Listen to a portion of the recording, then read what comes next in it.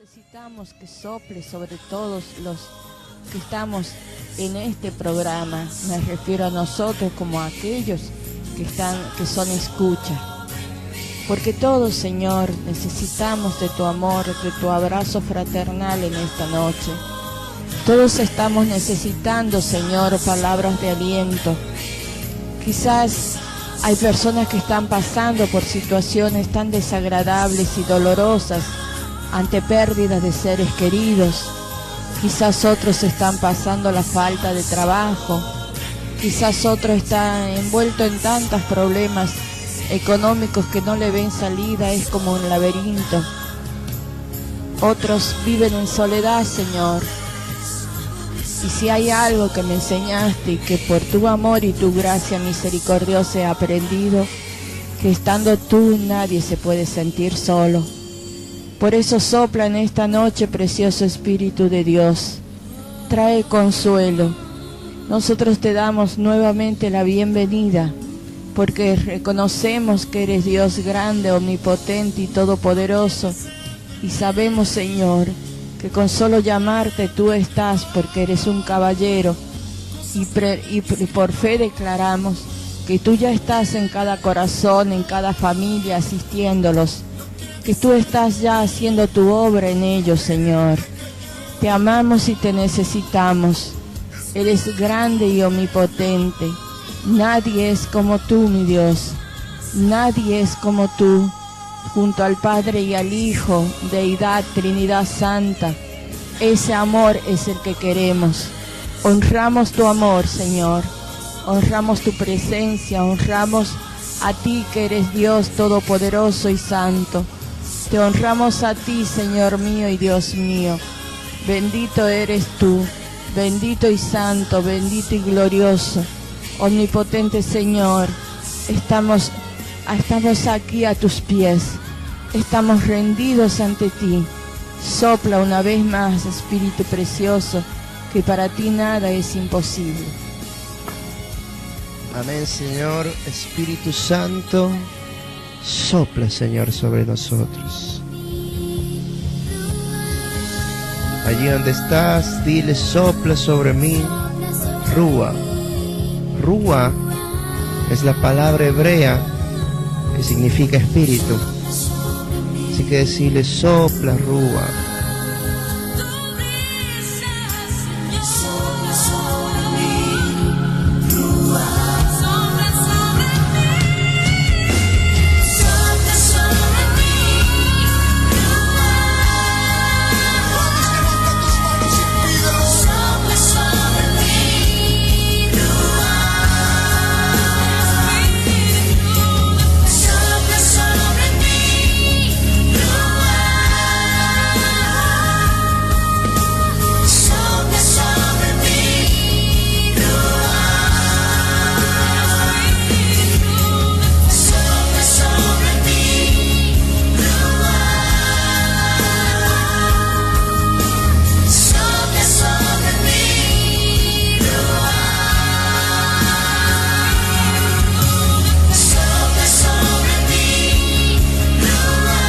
Te adoramos, Señor. Sopla, Espíritu Santo. Sopla, Señor.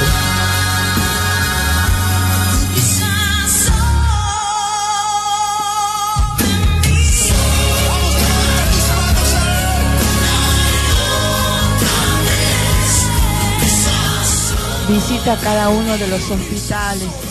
Allí, Señor, donde hay quizás desesperación, a donde hay enfermedades terminales, allí donde hay dolor, a donde hay familias que están llorando. Sopla allí sobre ellos, Señor. Sopla llevando tu amor, tu paz, tu tranquilidad, llevando el consuelo al desahuciado, dando sabiduría a los médicos para que no se equivoquen de diagnóstico. Pero tú, Señor, eres el médico del alma y del cuerpo. Solo tú das la verdadera sanidad. Sana alma y cuerpo de cada persona que está, Señor, internada. o que están internados en su casa, que están depresivos, que no saben cómo continuar en esta vida y que hasta se preguntaron: ¿y ahora cómo sigo viviendo? Porque han perdido a alguien que para ellos era su columna vertebral en el diario vivir. Pero demuéstrales, mi Señor, que para ti nada es imposible y que todo lo puedes. Que tú has venido, Señor Jesucristo, a hacer nuevas todas las cosas y a deshacer toda obra de maldad de las tinieblas. Así está escrito en tu palabra, Señor. Ven a traer esa paz, eso que tanto anhelan, eso por lo que lloran, por lo que se sienten solos. Llénalos, Espíritu Santo. En el nombre del Señor Jesús, sopla y llena, dulce Espíritu de Dios, cada vacío de su vida. Amén, Señor. Y en esta noche, Espíritu Santo, sé tú predicando, sé tú llevando esta palabra al corazón de cada uno de los oyentes. Te pido, Padre, en este momento, bendice a cada uno de los oyentes. Bendice a cada persona, Señor, que está escuchando. Concédele las necesidades, las peticiones de su corazón. Llénalo de ti, que pueda tener una comunión contigo. Lo bendecimos, bendecimos su vida, su familia, sus finanzas, su trabajo. Todo lo que están necesitando, Señor, emociones, Señor, bendecimos todo lo que están necesitando emocionalmente como persona, que puedas estar supliendo, Señor, cada área de la vida de mis hermanos. En el nombre de Jesús, amén y amén. Vamos a ir a la palabra, libro de los Hechos, capítulo 13. Y el mensaje de este programa es sencillo, corto. Bueno, creo que es corto, a veces uno dice una cosa, pero el Señor hace otra. Pero el mensaje es el mensaje de la cruz. Es el meollo de nuestra fe. Yo a veces digo, nuestra fe es como la rueda de una bicicleta y o de moto, que vos quieras. ¿Y qué tiene la rueda en este caso de la bicicleta? Tiene rayos, tiene la cubierta. Entonces hay muchas cosas alrededor del eje. Tiene muchos rayos la rueda de la bicicleta. Tiene muchos rayos, pero un solo eje. Un solo eje. Y así creo que es la fe. La fe tiene muchas áreas. Hay muchas cosas lindas en la Escritura. Está la sanidad interior, la sanidad física, la intercesión, liberación. Hay tantos temas para tratar. Es tan infinita la sabiduría de Dios. Tenemos una Biblia entera, cientos de capítulos, miles de versos, y quizás de cada verso podríamos sacar decenas de prédicas. Pero hay un eje, y ese eje es Jesucristo. A tal punto que Pablo dice que si Jesucristo no hubiera resucitado, nuestra fe sería vana. ¿De qué sirve nuestra fe si la resurrección fuera falsa? ¿De qué sirve? Porque esa es el eje, el centro de nuestra fe. Creer que Cristo, que Jesucristo es el Hijo de Dios, que nació de una virgen llamada María, que fue crucificado, que fue sepultado, pero que resucitó al tercer día y que luego envió su Espíritu Santo. Ese es el eje de nuestra fe. Hay, como te dije, una gran gama de cosas que podemos ver en la Biblia. y que podemos aprender, porque la Biblia no solo te cuenta, a través de la historia que te cuenta de algunas personas, sirve para que vos puedas aprender, a no cometer errores, a cómo hacer las cosas. Y hay un libro que es hermoso, que es el libro de los Proverbios, el cual te enseña a vivir. Te dice, el sabio hace esto y el necio hace aquello. Y a veces es duro, porque la palabra necio, creo que a nadie le gusta que te diga el necio, porque necio prácticamente es tonto. Pero la Biblia dice, por ejemplo, en el libro de Proverbios, corrige al sabio y se hará más sabio. O sea, el sabio, cuando lo corriges, te agradece. Dice, uy, tienes razón, tengo que cambiar esto, me equivoqué en aquello. Pero el necio, cuando lo corregís, se te enoja. Y la Biblia lo dice.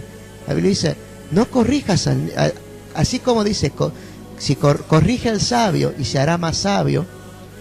También dice, no corrijas al necio, porque se te volverá en contra y te ganarás un enemigo. ¿Por qué? Porque cuando corregís al necio, se te enoja. Y que no, y que yo hago las cosas así y no se deja enseñar. Porque yo soy así y así seguiré y nunca cambiaré. Se enoja, no se deja enseñar. Y si tiene más años de edad, peor, porque te dice, a mí que tengo 70 años me querés venir a enseñar. Sale el orgullo, ¿no? Pero la Biblia nos enseña a vivir, nos enseña en este caso el libro de los Proverbios, a cómo actuar sabiamente. Cómo actuar sabiamente. Habla de la mujer virtuosa. Por ejemplo, ahí en Proverbios dice, la mujer virtuosa que mantiene la casa, ama a su marido, no sé, describe muchas, dice hasta habla de esa capacidad de manejar la economía de la casa. Dice, mira un terreno, lo compra, cuida a sus hijos con amor, exalta muchas cosas de la mujer. Mientras que dice que la mujer habla de la mujer resillosa, ¿sí? La mujer histérica, dice, es mejor vivir en el techo de la casa que vivir con mujer histérica, dice la Biblia. No lo digo yo, no lo dice un machista, lo dice la Biblia. Es mejor vivir en la azotea, solito ahí escondido, a vivir con una mujer histérica. O sea, el libro de Proverbios para hombre y para mujer te enseña a vivir. Y hay cosas hermosas en la Biblia, pero el eje de nuestra fe es Jesucristo. Es el mensaje de la cruz. Y te voy a leer lo que dice el libro de Hechos, capítulo 13. Y lo voy a leer desde el verso 26, que dice, varones, hermanos, hijos del linaje de Abraham, y los que entre vosotros teméis a Dios. A vosotros es enviada la palabra de esta salvación, porque los habitantes de Jerusalén y sus gobernantes, no conociendo a Jesús, ni las palabras de los profetas, que se leen todos los días de reposo, las cumplieron al condenarle. Y sin hallar en él causa digna de muerte, pidiendo a Pilato que se le matase. Y habiendo cumplido todas las cosas que de él estaban escritas, quitándolo del madero, lo pusieron en el sepulcro. Mas Dios le levantó de los muertos. Y él se apareció durante muchos días a los que habían subido juntamente con él de Galilea a Jerusalén, los cuales ahora son sus testigos ante el pueblo. Y nosotros también os anunciamos el evangelio de aquella promesa hecha a nuestros padres, la cual Dios ha cumplido a los hijos de ellos, a nosotros, resucitando a Jesús, como está escrito también en el libro en el Salmo 2. mi hijo eres tú, yo te he engendrado hoy. Y en cuanto a que le levantó de los muertos, para nunca más volver a la corrupción, lo dijo así: os daré las misericordias fieles de David. Por eso dice también en otro salmo: no permitirás que tu santo vea corrupción. Porque a la palabra de David, habiendo servido a su propia generación, según la voluntad de Dios, durmió y fue reunido con sus padres y vio corrupción. Mas aquel a quien Dios levantó, esto es Jesús, no vio corrupción. La corrupción es decir, la muerte, que el cuerpo se pudra. Eso es la corrupción, que cuando la persona muere, el cuerpo se empieza a descomponer. Entonces acá dice: mi santo no verá corrupción. Mas aquel a quien Dios levantó no vio corrupción. Vamos a leer hasta ahí nomás. Este es el primer mensaje o el primer discurso o prédica que el libro de los Hechos registra del apóstol Pablo. Y es el evangelio de la cruz, el evangelio de aquel crucificado. Y yo siempre digo, y quizás sea reiterativo, porque muchas veces no tomamos quizás la conciencia, lo vemos como la derrota a la cruz. Siempre cuento, me acuerdo cuando era chico y veía las películas para Pascua. Vieron que para Pascua se empiezan a pasar todas las películas de la vida de Jesús. Y yo de niño decía: pero ¿por qué lo matan? ¿Por qué lo golpean? Es el Hijo de Dios, pobrecito. Y a veces decía: cómo quisiera volver en el tiempo para poder ayudarlo y que no le hagan eso. ¿Por qué lo hicieron? Y era que no sabían, no me habían enseñado de que Jesús vino para eso. Jesús vino para eso.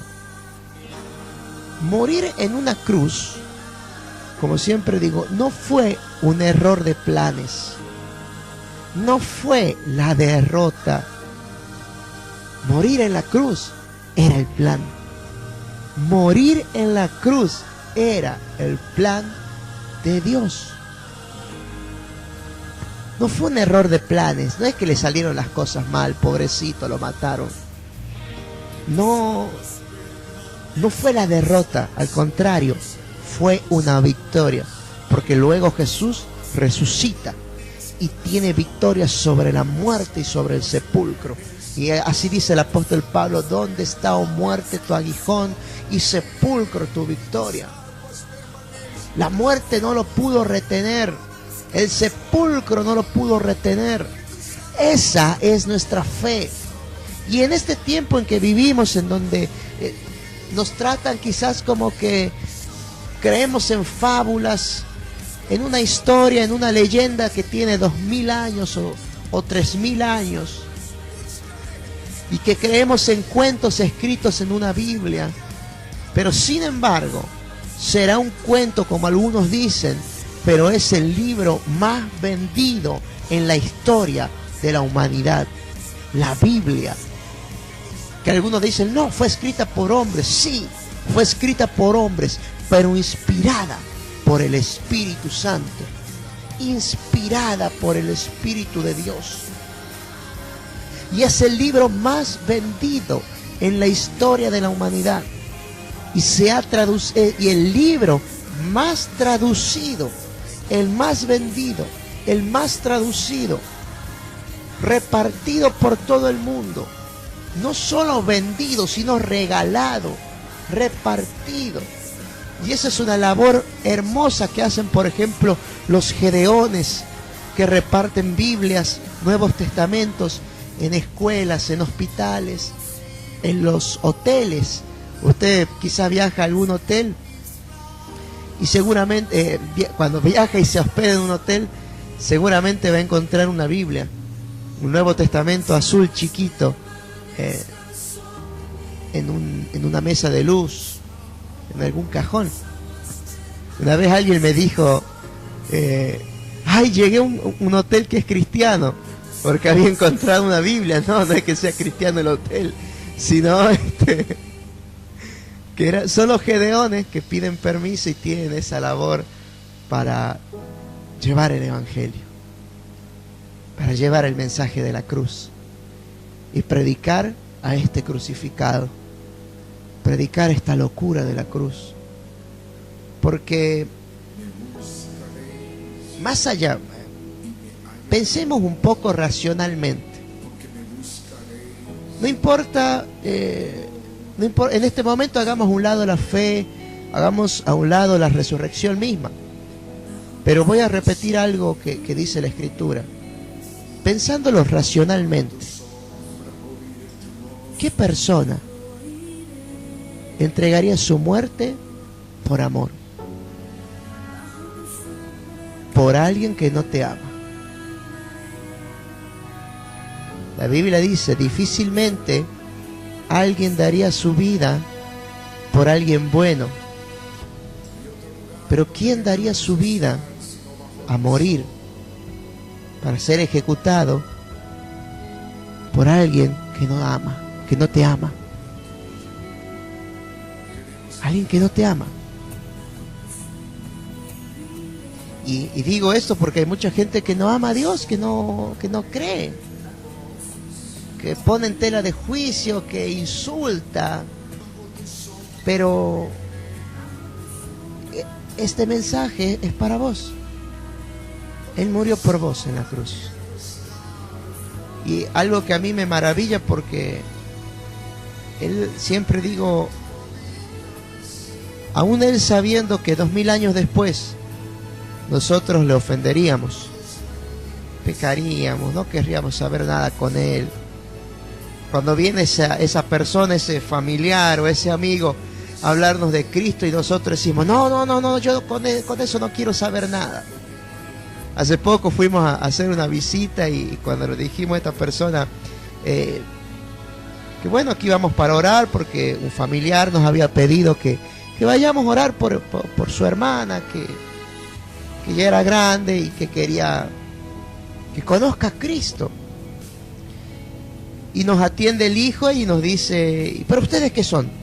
Somos pastores evangélicos, le comentamos, el hermano de la señora se comunicó, quiere que oremos por ellos. ¿Y qué clase de oración? Queremos que reciba a Jesús en su... no, eso no. Como si fuera que, no sé, o sea, se supone que más allá de las diferencias que haya, predicamos a un Cristo. Pero hay gente que lo rechaza. Hay gente que lo rechaza. Y no se trata de si uno es de una religión o de otra, se trata de Jesús. Se trata de la fe en Cristo. Y él, como te venía diciendo, a mí me maravilla porque 2000 años antes, aún él sabiendo que nosotros muchas veces le daríamos la espalda, sin embargo, él no escatimó y se entregó, como dice la Biblia, como oveja al matadero. Y se entregó. Él se entregó. Porque él podría, Jesús dijo, le dijo a Pilatos, si recuerdan, le dijo a Pilatos, tú no tienes poder sobre mí. Si no se te hubiera sido dado desde lo alto. Porque yo podría mandar una orden y legiones de mis seguidores, de ángeles, vendrían a rescatarme. El mismo Hijo de Dios pisó esta tierra. Vino a predicar, sí. Vino a sanar, sí. Vino a liberar endemoniados, sí. Vino a resucitar muertos, sí. Vino a traernos el mensaje de salvación, sí. Vino para dejarnos una promesa que vendría el Espíritu Santo, sí. Pero vino para entregar su vida por vos, por mí, por todos, por el que cree y por el que no cree, por aquella persona que te hizo la vida imposible, aquella persona que quizás vos no podés perdonar. Vieron que hay gente que no puede perdonar, que dice, no, esa persona murió para mí. Bueno, Dios murió por esa persona. Dios murió por todos. Murió por todos, sin excepción. Sí, murió por esa persona que no querés. Y murió por vos también. Ese es el mensaje de la cruz. Que Él no vio nuestros pecados. Que Él, aún siendo nosotros pecadores, como dice el apóstol Pedro, aún siendo pecadores, Él dio su vida por nosotros. Nos amó tanto. Y vuelvo a repetir las palabras que están en la Biblia, que dicen, difícilmente alguien daría su vida por alguien bueno. Y esto, ponete en ese lugar. ¿Vos darías la vida por alguien bueno? Quizás sí, quizás me dirías, sí, yo daría mi vida por mi hijo, yo daría mi vida por mis padres, yo daría mi vida por mi esposa, por mi esposo. Ok, pero ¿darías tu vida por ese vecino, por ese familiar, por ese jefe que te hace la vida imposible, por ese compañero de trabajo o de estudio que te vive haciendo la vida imposible, que te desaparece los trabajos, que se lleva los créditos, que no sé, que te tira basura al frente de la casa? ¿Darías la vida por él? Vos dirías, déjalo que se muera, diría alguno. ¿Darías la vida por él? ¿Por ella? Bueno, déjame decirte que Cristo lo hizo. Cristo cargó, dice la Biblia, con todos nuestros pecados. Él cargó con tus pecados, con los míos. No sé si a veces tomamos dimensión de esto.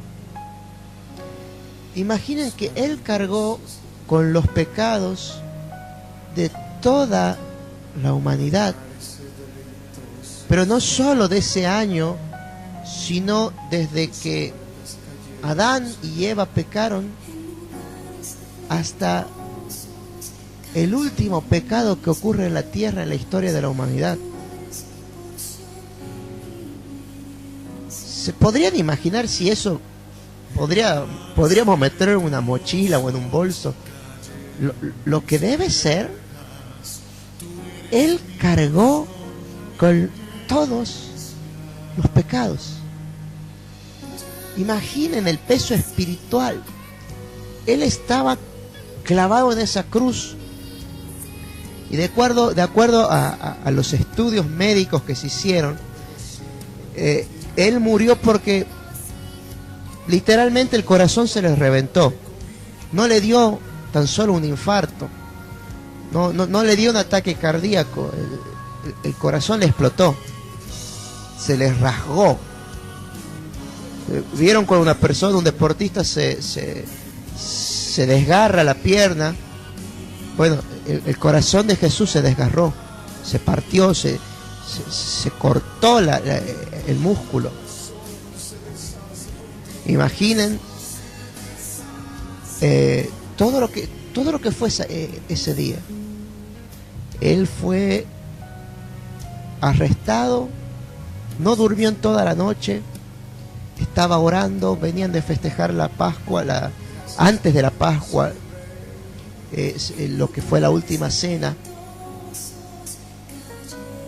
Estuvo angustiado toda esa noche, estuvo orando. Dice, tal fue la angustia que transpiraba lágrimas de sangre. Los estudiosos dicen que se le subió la presión a tal punto. O sea, son situaciones tan dramáticas. Para que una persona transpire sangre, tiene que estar bajo tanta presión, bajo tanta angustia. La presión sanguínea se eleva, tanto que que empiezan los poros de piel empiezan a transpirar sangre. Y sin embargo, él podría, es más, en una parte dice, Padre, si puedes pasar esta copa, hazlo. Pero él dice luego, pero que se haga tu voluntad y no la mía. Y entonces vienen, lo arrestan, lo golpean, lo escupen, le arrancan pedazos de la barba.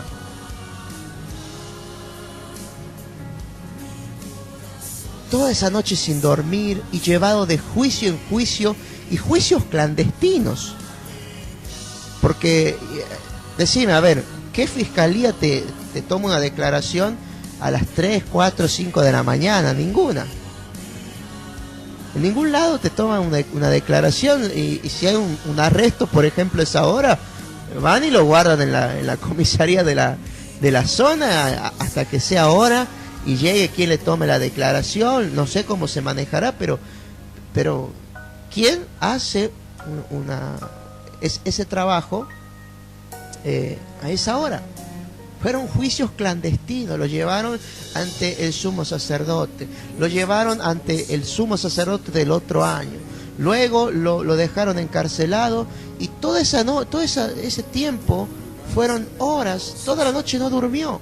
Ahora imagina ya la presión, los nervios que vivió toda la noche, más sumarle a eso no poder dormir, los golpes, la presión. Porque él era Dios, muy bien, pero también era hombre. Todo eso lo sufrió por amor a vos, por amor a mí, por amor de aquella persona que nos cuesta amar. Y luego ser llevado ante Pilatos, que era el gobernador de esa jurisdicción y de otras más. Pilatos lo quiso liberar, pero los judíos no querían.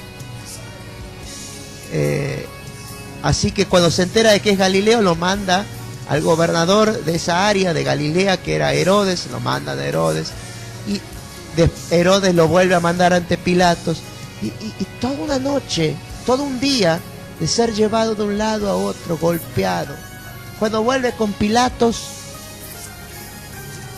bueno, para quedar bien con estos religiosos, lo manda a azotar. La tradición dice que eran 40 latigazos menos uno. Bueno, es el lenguaje de la época. En otras palabras, 39 latigazos. Esos latigazos en las extremidades de esas tiras de cuero tenían pedazos de metal oxidado, dientes de animales, huesos, alambres. Entonces, imagina eso. Un latigazo con toda la fuerza en la espalda del Señor. Imagina en tu espalda, eso te desgarra la piel.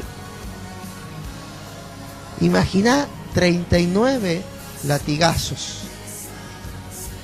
39 latigazos que desgarraron las espaldas del Señor.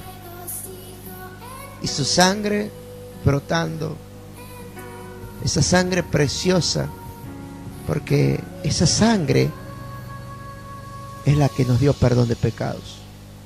Por eso, durante años, se ofrecían sacrificios de corderos, de bueyes, de palomas. Pero el sacrificio de la Pascua era un cordero. Y ese sacrificio daba perdón de pecados por un año. O sea, era sombra, como dice la Biblia, de lo que sería el sacrificio de la cruz. Por eso vuelvo, la cruz no es el error de planes, no es pobrecito, le salieron malas cosas. No, él venía a cumplir de forma perfecta. Ese era el plan, que los cientos y miles de sacrificios de animales que se hizo durante años, que daban un perdón temporal de pecados, ahora él venía a tomar el lugar como Cordero perfecto, como Cordero de Dios, para que tengamos perdón de pecados, no por un año, no por dos, sino perdón por toda una eternidad. Entonces, eso es amor. Vuelvo. ¿Darías tu vida por alguien a quien no amas o que te cuesta amar? Cristo lo hizo.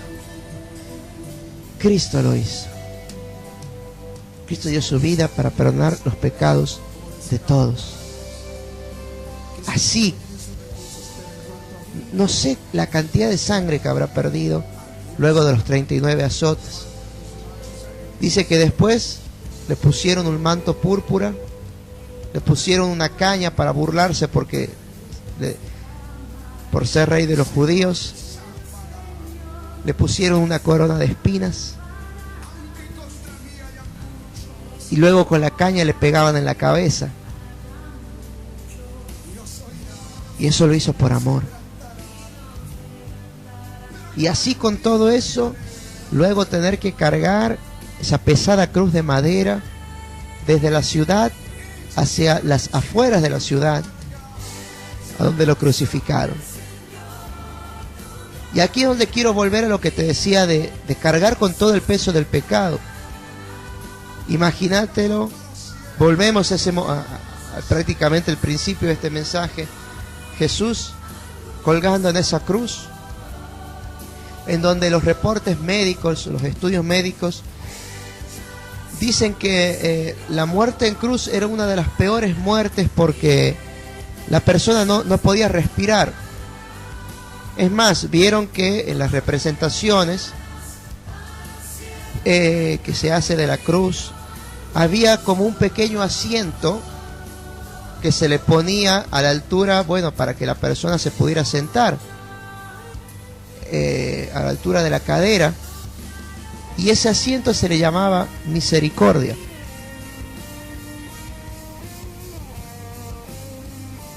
Y yo creo que habla de la misericordia que Él tuvo de nosotros. Porque se llamaba misericordia porque permitía que la persona que estuviera crucificada pudiera sentarse un rato y poder respirar. Que la persona estaba colgando de clavos en sus manos y en sus pies, estaba clavado en una cruz, y al dolor le faltaba aire. Entonces el dolor que era tratar de buscar la posición, tenía las manos perforadas. El otro día veía una foto de los clavos, del tipo de clavos que se usaron para crucificar a Jesús, y eran clavos gordos, anchos, largos. No era un dolorcito, tenía las manos y los pies atravesados, y sumado a eso que no podía respirar, la posición que estaban en esa cruz les impedía respirar. Entonces se le empezaban a llenar los pulmones de agua, no podía respirar, y cuando quería acomodarse para tomar bocanadas de aire, era el dolor de las extremidades atravesadas por clavos. Entonces tenía ese pequeño asiento que era llamado misericordia, para que se pudiera acomodar un rato y respirar en esas últimas horas de vida. Por eso luego, cuando el soldado atraviesa con su lanza el cuerpo del Señor, dice que brota agua y sangre, que tendrá un significado profético, pero era el agua acumulada en los pulmones a causa de no poder respirar. Ahora, recuerdan que hay una parte donde Jesús dice: Elí, Elí, lama sabactaní, Dios mío, ¿por qué me has abandonado? Y yo creo que este fue el momento más duro para el Padre, no solo para Jesús, sino para el Padre, porque te había dicho, Jesús estaba cargando con todo el pecado de la humanidad. ¿Qué pasa cuando pecamos? Cuando pecamos, el pecado nos separa de Dios. Él es bueno, Él es fiel y justo para perdonarnos. Nos arrepentimos, Él nos perdona, muy bien. Pero el pecado nos separa de Dios. Entonces, si estamos en pecado, Él no puede bendecirnos. Ahora, imagina, el Hijo de Dios que nunca pecó, pero se estaba haciendo cargo de todos nuestros pecados. Es como cuando por ahí había algún compañerito en la escuela que siempre lo salvaban los compañeros, y alguno decía, no, yo lo hice para salvarlo al otro. Él estaba haciendo eso. Entonces él estaba tomando los pecados de todos nosotros, como si él hubiera pecado, como si no sé si me explico, porque es algo tan profundo, tan bello. Él estaba cargando todos nuestros pecados. Él se estaba siendo responsable de los pecados desde Adán a los nuestros y a los que van a venir. Estaba cargando, poniendo esa mochila, poniéndose esa vestidura con todos nuestros pecados, a tal punto que el Padre no pudo verlo. El Padre tuvo que apartar su mirada a causa del pecado, pero era lo que estaba escrito. Por eso él dice, Elí, Elí, lama sabactani, Dios mío, ¿por qué me has abandonado? El cielo se oscurece. Probablemente una gran eclipse, una gran tormenta. El cielo se oscurece de las 12 hasta las 3 de la tarde. Todo un espectáculo sobrenatural. Pero no era un espectáculo. Era ese sacrificio que se hacía año tras año en el templo. Estaban viendo allí, presenciando el sacrificio de sacrificios, no de un cordero limpio, sino de un cordero santo y perfecto, el cordero de Dios. Y por esa sangre que era derramada, con cada azote, con cada golpe que corría de esas manos y esos pies horadados, esa es la sangre que nos compró. ¿Querés saber cuál es el precio? Fue su sangre. Nuestra vida es invaluable. Nuestra salvación no tiene precio. No hay nada, ni con toda la riqueza del mundo. Porque nuestro perdón de pecados, nuestra salvación, valió la sangre de su Hijo. Y hay una historia que dice que había un nene, mejor dicho, que hay una plaga que se extiende por todo el mundo, una enfermedad muy fea, muy fuerte, y que se empieza a expandir por todo el mundo, y empiezan a ver cuál era la solución, y ven que ante un determinado tipo de sangre, esa sangre podían hacer el medicamento.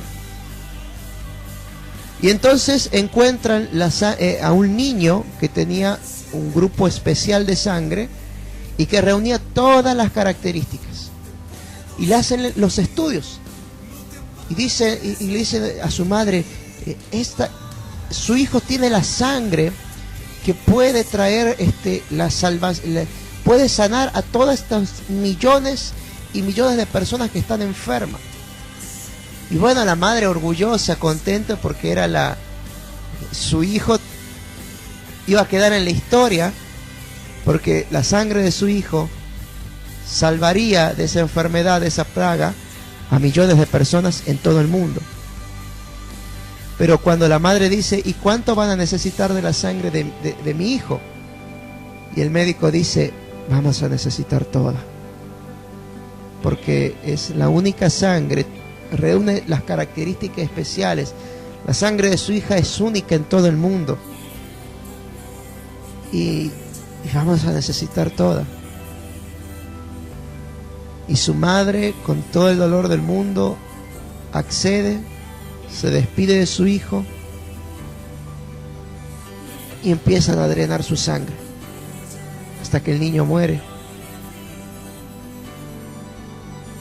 Y empiezan a sintetizar el medicamento con toda esa sangre y le empiezan a repartir por todo el mundo. La gente se empieza a sanar.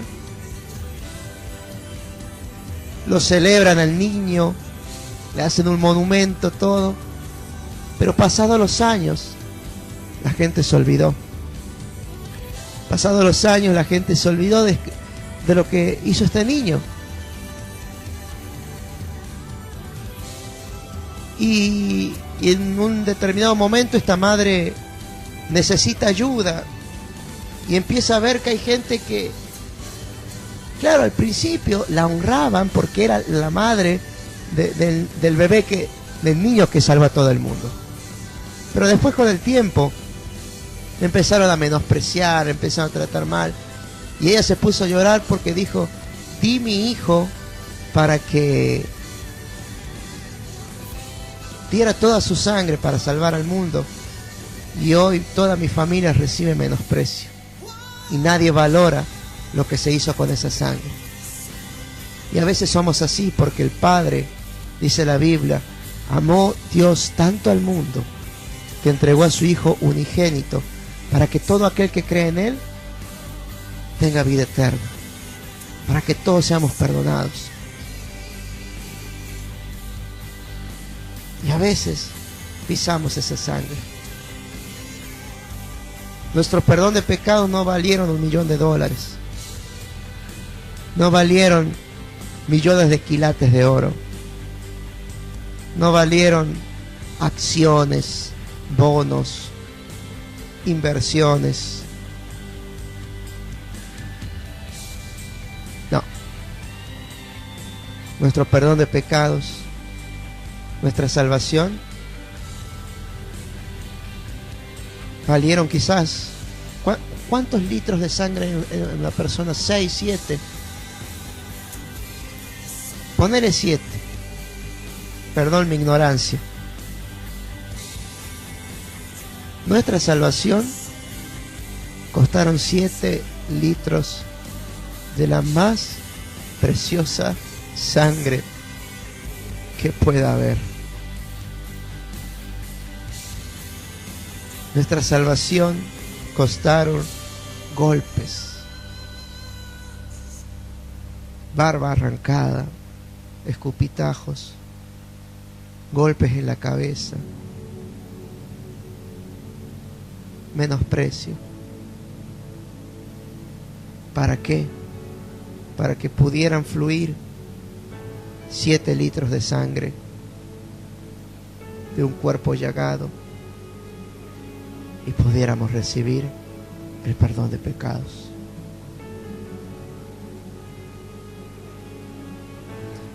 A veces el hombre causa tantos problemas, ¿no?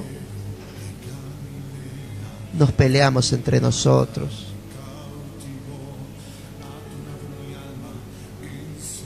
A veces hay gente que en vez de sentarse a escuchar un mensaje en una iglesia, está cuestionando todo lo que ese siervo de Dios está predicando. Sea pastor, sea sacerdote. Hay gente que en vez de ir a escuchar un mensaje y llenarse el corazón con una palabra de parte de Dios, están criticando a lo que ese siervo, esa persona que entregó toda su vida al Evangelio, está predicando. Están evaluando a ver si ese mensaje es conforme a mi teología. No es que yo escuché en una radio o en un programa de televisión que esto es así o que esto es así. No me gusta cómo predica esa persona, no me gusta cómo habla. A veces causamos tantas divisiones y lo que en verdad importa es esa sangre que fue derramada por todos nosotros. Este es el mensaje de hoy. Tu vida costó los 7 litros, perdón mi ignorancia, no recuerdo cuántos litros tiene el cuerpo, pero costaron los litros más hermosos de sangre que pueden haber existido en toda la humanidad. Pero ahora no todo terminó en eso, porque te decía, no fue pobrecito el error de planes, fue la victoria, fue redimirnos del pecado. Dice la Escritura que con la muerte en la cruz, Dios derribó el muro que nos separaba de Dios. Antes, en la antigüedad, a donde residía en el templo de Jerusalén, estaba el arca de Dios, que representaba la presencia viva de Dios. Pero ese lugar, que era llamado el lugar santísimo, estaba cubierto por un velo, y podía únicamente atravesar ese velo el sumo sacerdote. Únicamente él, nadie más. Solamente él podía entrar ante la presencia de Dios. Pero dice la Biblia que cuando Cristo muere, Cristo estaba ahí, luego de decir Elí, Elí, lama sabactani, dice que luego de eso dice, tengo sed, y le acercan una esponja para que beba. Y ahí nomás el Señor dice, todo se ha cumplido, consumado es, y dice que entregó su espíritu, dice, Padre, te encomiendo a mi espíritu, y murió. Y en el momento en que muere, empieza a temblar la tierra. Hubo un temblor, las rocas se partieron, y ese velo que separaba el lugar santísimo se partió de arriba a abajo, se rasgó en dos. ¿Por qué?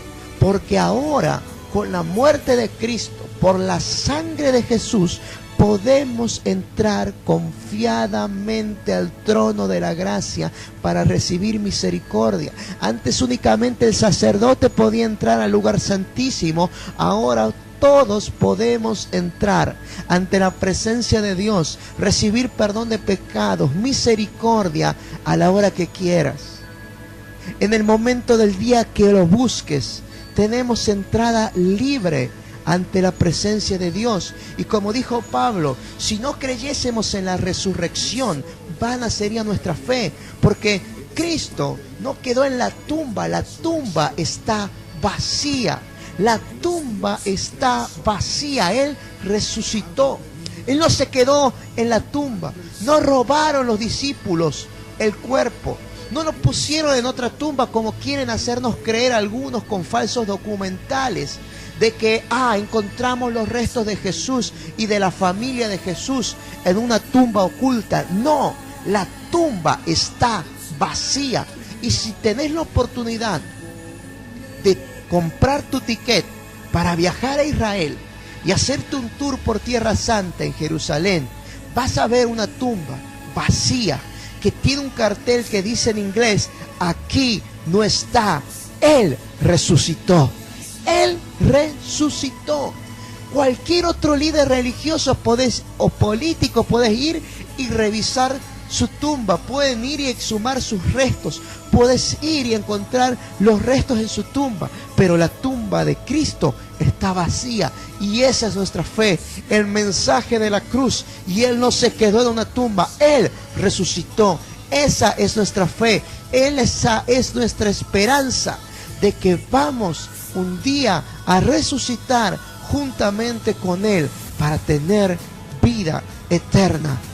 Tu vida costó los litros de sangre más preciosos que puedan haber habido en la humanidad. Hermoso mensaje el de la cruz. Para quienes hay oportunidades que lo llaman la locura de la cruz.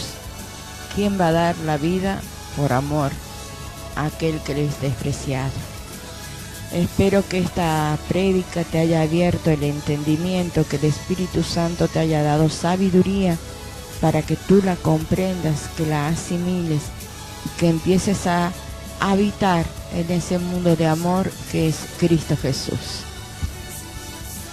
Amén. Bueno, con esto estamos dando ya por finalizado el programa. Espero que haya sido de mucha bendición.